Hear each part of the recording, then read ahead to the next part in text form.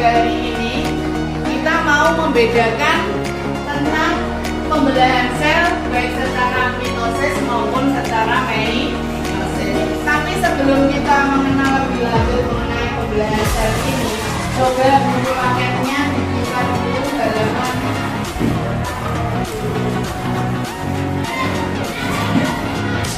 halaman 3 mengenai pembelahan sel. Ya, udah mengenai pembelahan sel ya. Silakan dibaca sebentar apa yang dimaksud dengan pembelahan sel, mengapa harus ada pembelahan sel di dalam tubuh kita, fungsinya itu untuk apa, ya. Kemudian setelah itu nanti kita akan mengenal mengenai pembelahan mitosis dari silakan.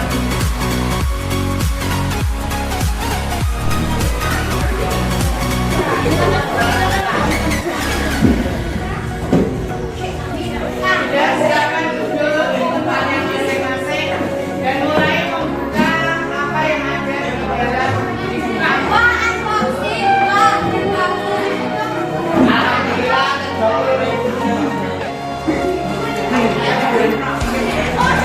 Silakan dibuka blognya juga. Nah, sekarang tadi tujuan pembelajaran kita adalah mau membedakan pembelahan sel secara mitosis dan meiosis ya. Silakan bekerja secara kelompok untuk membedakannya.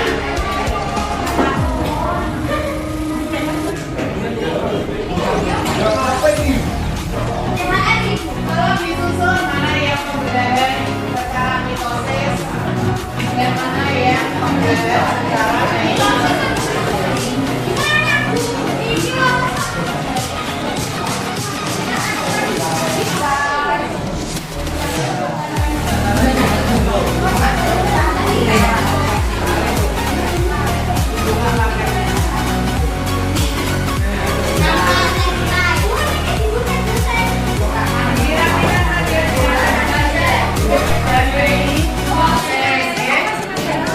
Kemudian nanti kalau sudah selesai, biar apa? Tidak diberi keterangan dalam pembelahan secara mitosis atau meiosis. Untuk membantu kerja kalian, silakan dibaca paket tadi halaman berapa? Halaman sebelumnya, dan 5 ya. Halaman 5 dan halaman 6.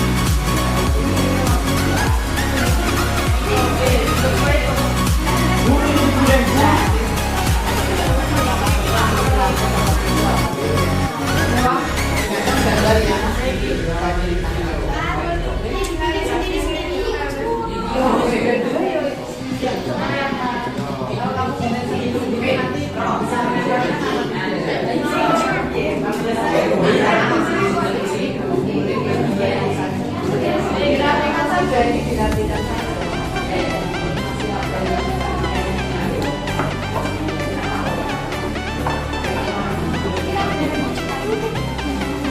Boleh ya,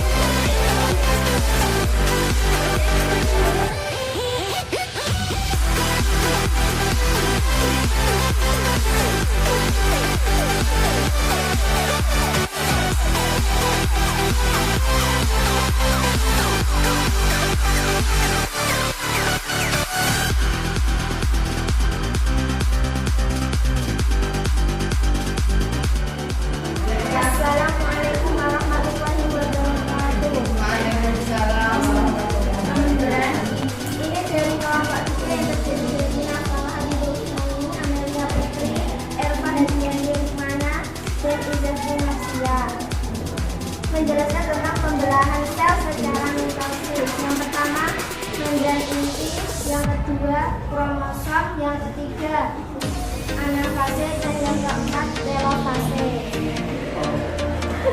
Yang pertama yaitu terjadi profase, yang kedua metafase, yang ketiga anafase dan telofase. Jadi proses kromosom sudah membeddel, kemudian mematikan. Membran inti mulai rusak menjadi bagian-bagian kecil yang disebut fragmen. Fase 2 metafase, yang terjadi kromosom bergeser pada bidang pembelahan. Yang ketiga anafase, bergerak menuju kutub berlawanan. Pada akhir anafase kedua, bisa memiliki kromosom yang berjumlahnya sama. Yang keempat telofase, membran inti mulai kembali bergerak, terbentuk dua sel anakan yang bersifat yang terdiri dari darah mendalam, darah air mata tanah, darah dan anusir kansa. Kami akan menjelaskan tentang fase-fase penjelasan melofase. Melofase secara menyeluruh. Melofase satu menjadi bagian-bagian kecil atau fase. Kromosom sudah mengganda, kemudian memadai. Metafase satu, kromosom berjajar pada bidang pembelahan. Anafase satu, kromosom bergerak menuju ke yang berlawanan. Terbentuknya dua sel anakan yang bersifat haploid. Telofase satu, kromosom homolog memisah dan bergerak ke kutub yang berlawanan. Telofase dua, membran inti mulai rusak menjadi bagian-bagian kecil. Metafase dua, kromosom bergeser pada bidang pembelahan. Anafase dua, kromosom bergerak menuju ke kutub yang berlawanan. Telofase dua, membran inti yang terbentuk kembali, terbentuk 4 sel anakan yang bersifat haploid. Tadi kalian sudah menyusun ya, apa itu tahapan pada proses pembelahan, baik secara meiosis maupun secara mitosis. Kemudian setelah kalian menyusun apa itu, bedakan pembelahan secara mitosis dan secara meiosis. Tadi di awal kalian sudah tahu ya bahwa fungsi dari proses pembelahan sel adalah ada 3 ya. Satu untuk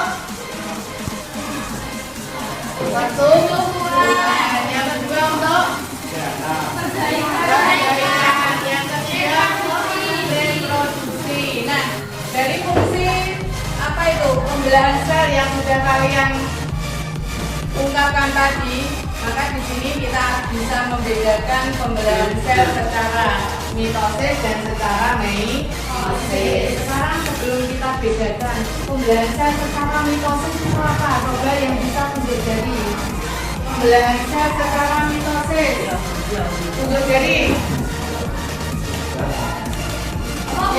Ya, pembelahan sel secara mitosis. Ya, silakan. Telofase, metafase, anafase, dan telofase. Nah, itu tahapan-tahapannya. Tapi untuk penjelasan pembelahan secara mitosis itu sendiri seperti apa? Sel anakan pada sel tubuh. Tadi membacanya bagaimana? Ya, jadi mitosis itu adalah pembelahan sel yang terjadi pada sel tubuh. Berapa jumlah anak yang dihasilkan? 2. Lihat gambarnya di sini. Tadi yang sudah kalian susun ya, tahapan-tahapan baik secara mitosis maupun meiosis. Itu yang mitosis akan menghasilkan 2 sel anak, sedangkan yang meiosis akan menghasilkan 4 sel anak. Kemudian perbedaannya lagi pada pembelahan sel secara mitosis itu terjadi pada sel kelamin. perbedaan yang kedua. Kemudian berdasarkan apa yang sudah kalian lakukan tadi, untuk tahapan-tahapan pada pembelahan sel secara mitosis dan meiosis sebenarnya hampir sama. Perbedaannya di mana? Kalau secara mitosis pada meiosis banyak kali sehingga dihasilkan 2 sel. Sekarang tahapannya kita lihat. Tahapan pembelahan secara mitosis yang pertama, profase.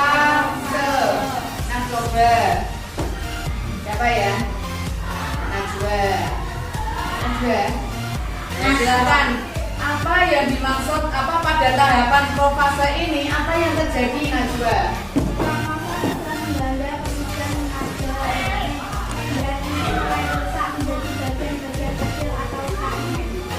Berarti kromosom sudah mulai